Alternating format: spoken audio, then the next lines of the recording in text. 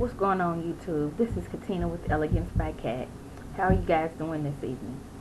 I just wanted to come in here and talk briefly about some things that's going on, of course in my life, and then also in the state of Kentucky.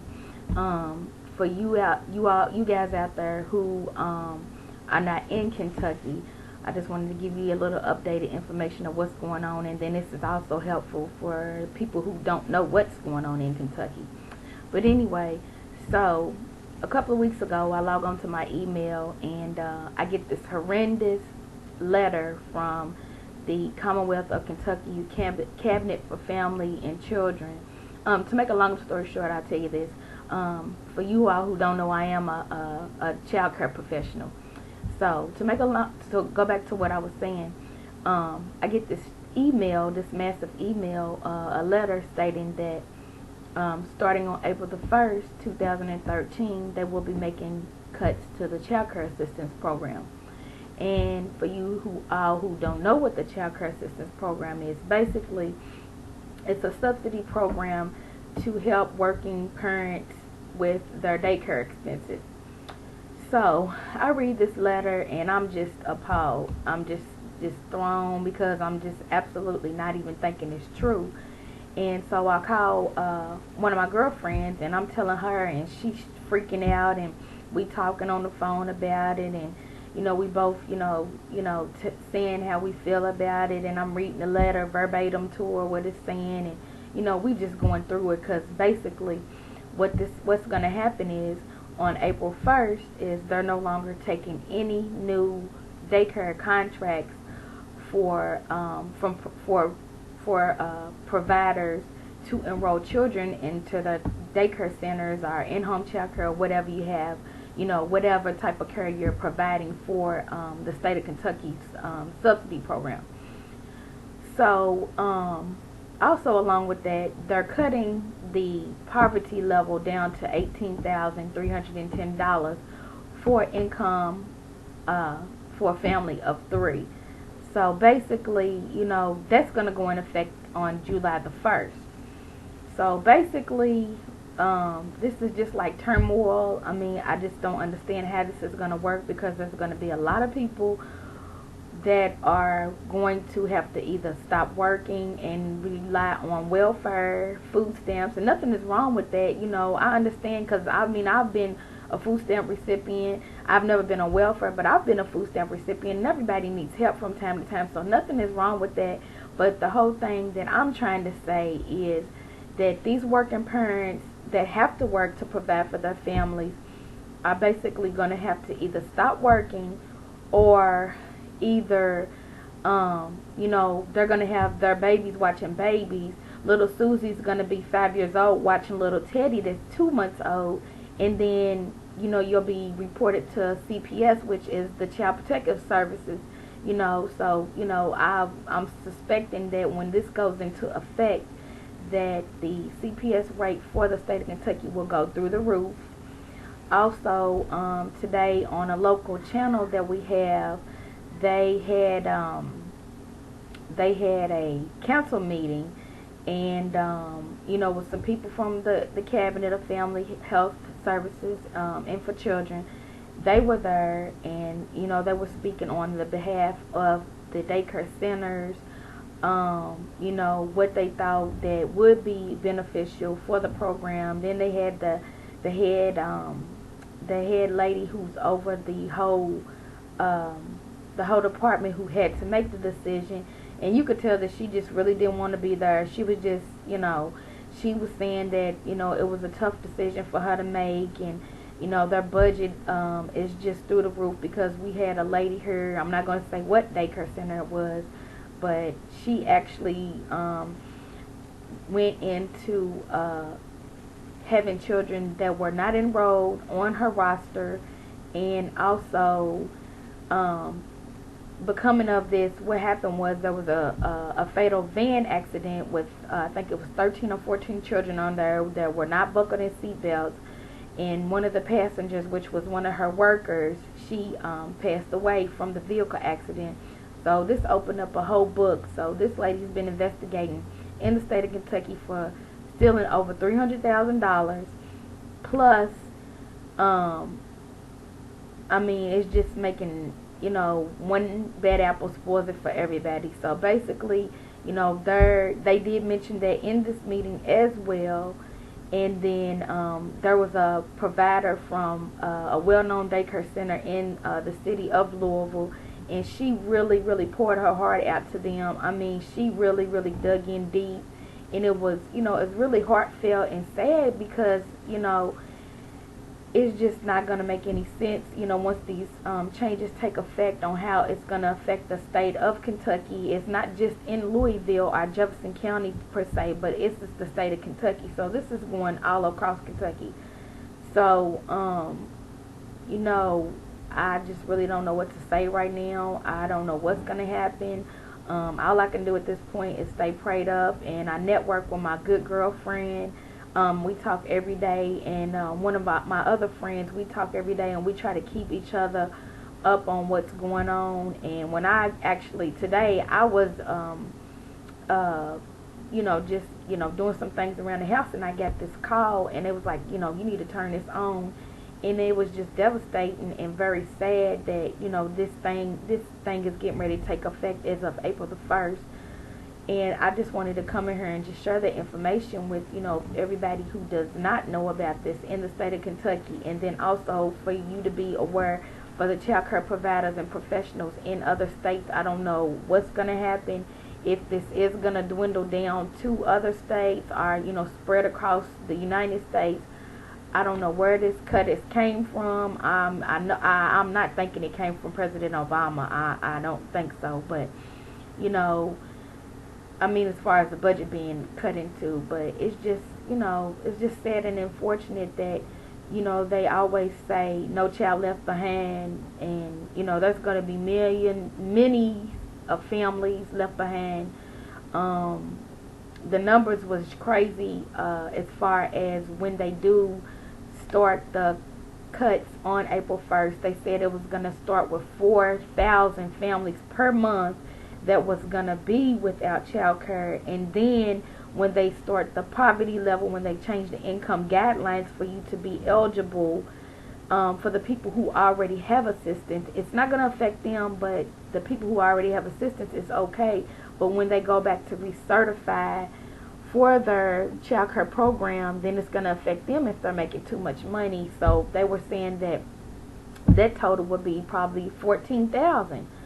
So, those numbers are just crazy. It's kind of like when you say those numbers, you don't think that that's that many people that's on subsidy that need assistance, on a monthly basis. But, this is real. It's real, and I just really don't know what to say because, this right here is going to have to push me, myself, and then other people that I know that I network in, friends, close friends that I talk to every day, back into the work world. And then we all know how it's so hard to get jobs nowadays. So I really don't know what's going to happen, with the situation, as far as my business. So basically that's it on that. So we're going to move to the next thing. I was looking at the news the other day, and I think it was CBS or whatever in the morning, and it really shocked me. So this man was a passenger on the plane, older man, and a lady and her child was a passenger as well. So the child was upset, and she was trying to calm him down. And you know how kids are, maybe the environment, he was scared or whatever. I know he was 2 years old, mixed race child, very cute little boy. And the mother tried to calm the baby down, so she gets up and goes and stands for 90 minutes in the back of the plane to try to calm this child down. So this gentleman is so frustrated that he goes up and calls the little boy the N-word and then slaps him. I mean, I'm just appalled about that. I mean, that's just ugly and ridiculous. I mean, I don't know what I would have did. We probably would have been flipping out that damn plane, because I would have tried to kill his old ass. And I mean, no offense to old people, but my thing is, everybody knows how children are. You know, I know some people get a little bit frustrated than others when it comes to kids constantly crying. But that was just, I mean, he deserved to get his old ass whooped off the plane. But I just wanted to mention that. I just thought that was just crazy, crazy, crazy. Also, another thing, me and my daughter actually, she pulled this video up of its new, the Harlem Shake dance, and it is hilarious. I mean, they got people on her doing it in the classrooms. If you guys haven't seen it yet, pull it up. It's called the Harlem Shake dance. You can Google it, or I'm sure you can put it in your YouTube browser. They got people doing this dance underwater. I mean, it's so funny, but we've been looking at some videos today, and they've been really funny and interesting. So if you haven't heard of the Harlem Shake dance, check that out. Also, I wanted to mention, as far as myself, I've been trying to do a little diet challenge. Basically, I went and I got the good old Insanity, and this is a beast, but I can say that it's well worth it. I do see results. I'm actually on my second week, and I mean, it's off the chain. So I'm doing a 60-day challenge. I'll be done, I think, in March. No, it'll be in April.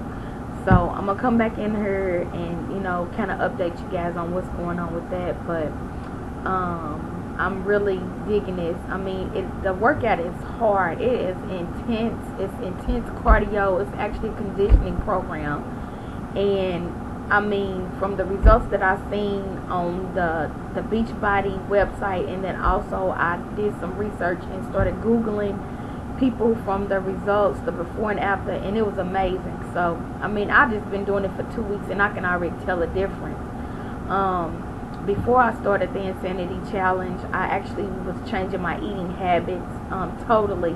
Just a clean diet, no processed food, no fast food, just going hard with chicken and fish and vegetables, fruit, and then also I was trying to do a little bit of juicing as well, and then also, you know, of course, the wheat protein shakes, and then of course a multivitamin, and then some fiber pills as well.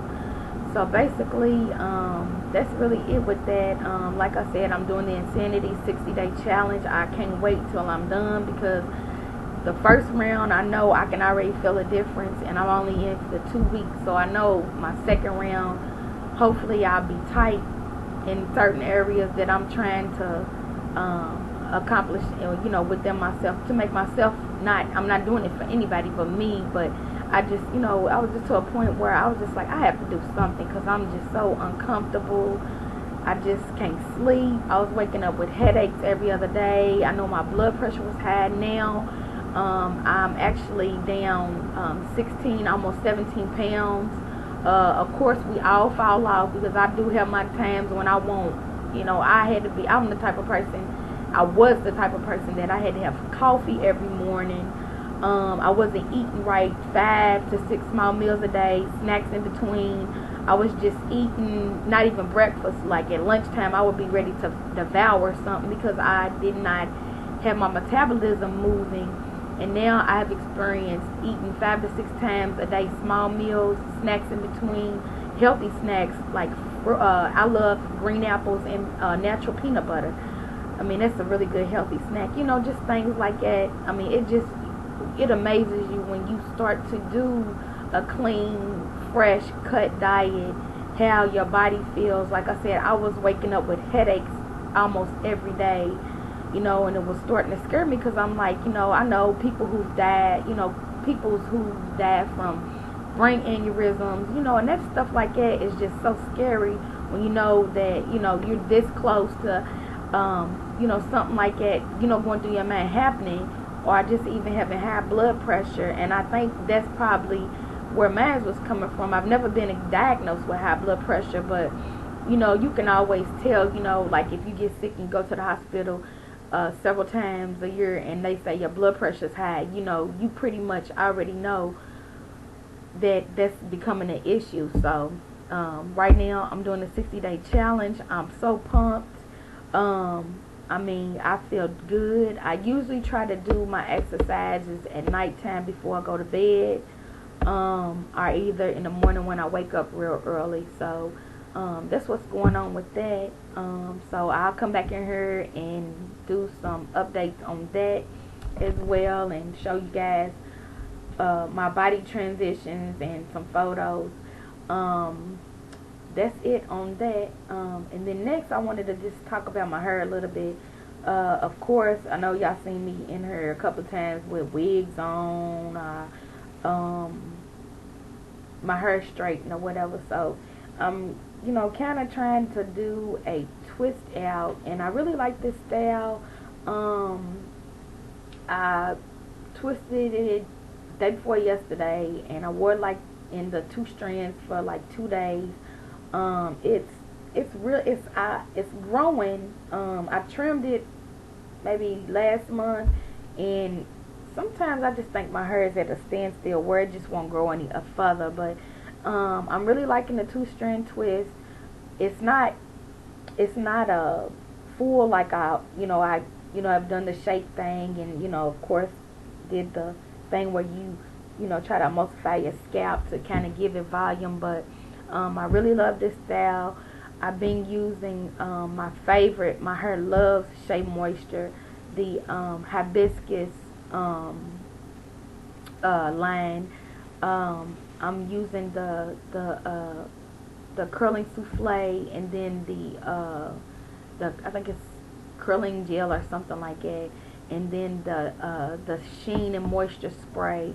But my hair loves that product right now. That's pretty much the only thing that I'm really loving right now. As far as when I do my shampooing regimen, I usually try to shampoo my hair every other week. I've been co-washing. I think I've co-washed my hair maybe twice this week. So I usually try to co-wash once a week, and if anything, I probably just put it in 4 sections and plait it. Past week or so I've been wearing a wig. I'm gonna come back in here and do a review next time I put that on. But other than that, that's what's going on with my hair. It is growing. It's growing tremendously. Of course, you can see my scalp, the way it's growing, the dye at the top. It needs to be redone, but I'm not worried about that right now. I'm just looking for more healthy hair. I can say that I think ever since I've been taking the multivitamin pill that I have experienced my hair. I think it's growing a little bit faster. I think it's helping my hair and strengthening it as well. Let's see. That's really pretty much about it for real. I haven't been on here in a while with makeup on, so I got a little makeup on today. I just uploaded outfit of the day, so you can check that out. Let's see what else.